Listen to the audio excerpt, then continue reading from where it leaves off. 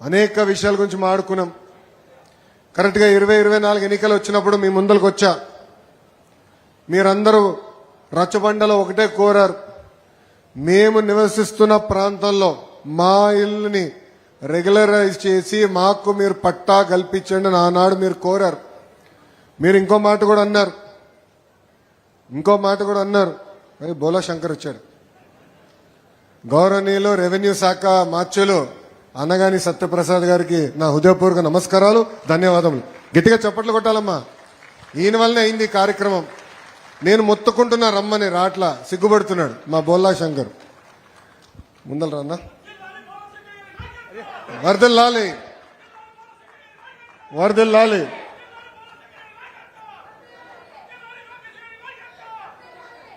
మీ దగ్గరకు వచ్చినప్పుడు మీరు పదే ఒక మాట అన్నారు. ఇక్కడనే మా కుటుంబాలు ఉన్నాయి, స్నేహితులు ఉన్నారు, ఇక్కడి నుంచి పనికి వెళ్తాం కూడా మాకు చాలా సులభంగా ఉండను. ఆనాడు మీకు చెప్పా, అన్నీ నేను ఒకేసారి చేయలేను, కొన్ని సంవత్సరం లోపల చేయొచ్చు, కొన్ని 2 సంవత్సరాలు పడతాయి. అటవీ భూమి అదేవిధంగా చెరువు ఉంటే అది కొంచెం ఎక్కువ సమయం పడుతుందని ఆనాడే హామీ ఇచ్చా. ఇచ్చిన హామీ మేరకు ఈరోజు నేను గర్వంగా చెప్పుకెళ్తున్నా. సంవత్సరం పూర్తయ్యే లోపలనే 3000 కుటుంబాలకి ఈరోజు బట్టలు పెట్టి పసుపు కుంకాలతో కూటమి ప్రభుత్వం మీకు పట్టాలు అందజేస్తుంది. అమ్మా, మీరందరూ ఒక్కసారి గుండెపైన చేయబెట్టుకుని ఆలోచించండి. ఈ కార్యక్రమం ప్రారంభించేటప్పుడు తెలుగుదేశం పార్టీ నాయకులు, జనసేన పార్టీ నాయకులు, బీజేపీ నాయకులు మీ ఇంటికి వచ్చారు, కొలతలు తీసుకున్నారు అధికారులతో సహా. మీ దగ్గర నుంచి ఒక కప్పు కాఫీ తాగలా, ఒక వాటర్ బాటిల్ కూడా తీసుకోలేదు తల్లి. అంటే ఒక పారదర్శకంగా రాష్ట్రం మొత్తం మన వైపు చూసి ఇట్లా చేయొచ్చా, ఇంత బాగా చేయొచ్చా అని ఆలోచించే విధంగా మేము చేశాం తల్లి. ఈరోజు దాదాపు చిల్లపల్లి గారు చెప్పినట్లు 1000 కోట్ల విలువైన భూమిని మీకు శాశ్వత హక్కు కూటమి ప్రభుత్వం కల్పిస్తుంది. తల్లి ఈరోజు ఇస్తున్నాం మీ పట్టా. 2 వారాల తర్వాత వెళ్ళి రిజిస్టర్ చేసుకోవచ్చు.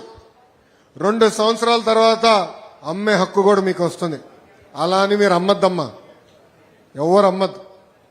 ఎందుకంటే రాష్ట్రం మొత్తం మంగళగిరి వైపు చూస్తుంది తల్లి. అమ్మా, నాడు చెప్పా, భూగర్భ డ్రైనేజ్ సమస్య ఉంది, తాగునీరు సమస్య ఉంది.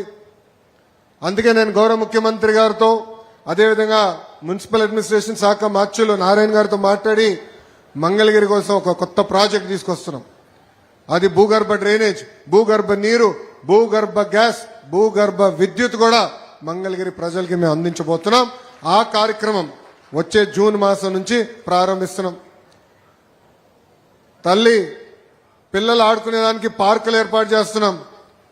మన మంగళగిరిలో అనేక చెరువులు ఉన్నాయి, ఆ చెరువులను అభివృద్ధి చేస్తున్నాం. ఇంకో పక్కన లక్ష్మీ నరసింహస్వామి గుడి కూడా ఉంది, గుడి కూడా అభివృద్ధి చేయడానికి మాస్టర్ ప్లాన్ రూపొందించాం. ఇట్లా ఇచ్చిన ప్రతి హామీ ఒక పద్ధతి ప్రకారం మీ లోకేష్ నిలబెట్టుకుంటూ వెళ్తున్నారు. అమ్మా, 2019లో నేను ఓడిపోయినప్పుడు అందరు ఎగతాళి చేశారు. అన్నగాని గారు ఆనాడు ఎమ్మెల్యేగా ఉన్నారు తెలుగుదేశం పార్టీ నుంచి. చంద్రబాబు నాయుడు గారిని కూడా అవమానించారు. శాసనసభ సాక్షిగా అన్నారు, లోకేష్ని గెలిపించలేకపోయావు, మీరు మాట్లాడేది ఏంటని. కానీ ఈరోజు మీరు నాకు ఇచ్చిన మెజారిటీ దెబ్బకి అక్కడి నుంచి సౌండే లేదు తల్లి. నిన్న రాత్రి బాబు గారితో భోంచేస్తుంటే అడిగారు, రేపు కూడా మంగళగిరేనా అన్నారు.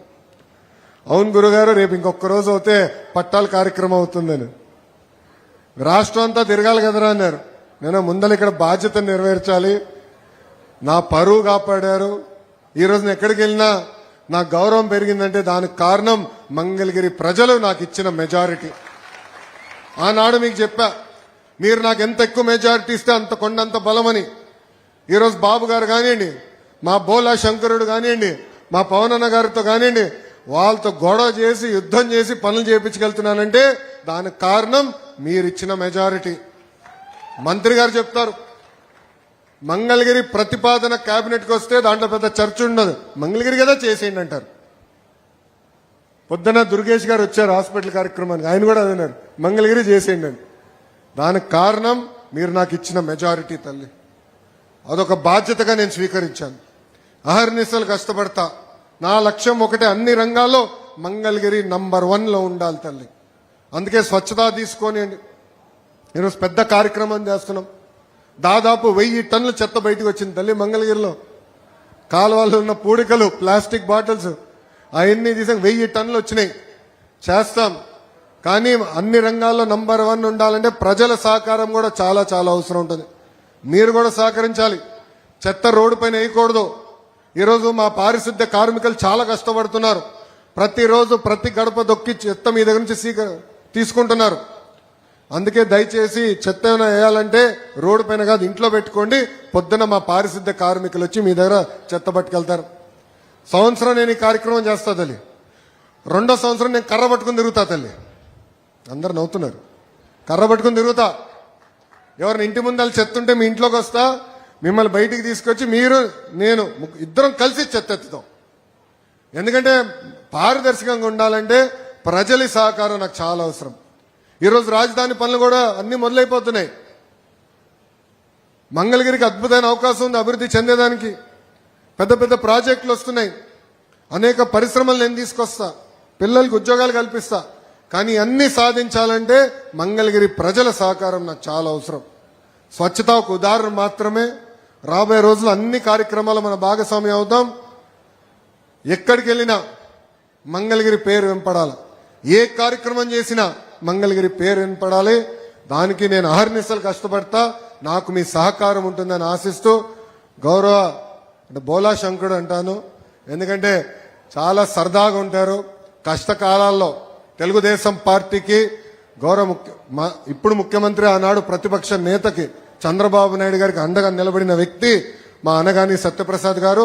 తల్లి ఆ రోజు శాసనసభ సాక్షిగా మా తల్లిని అవమానించినప్పుడు బాబు గారికి అండగా నిలబడింది సత్యన్న.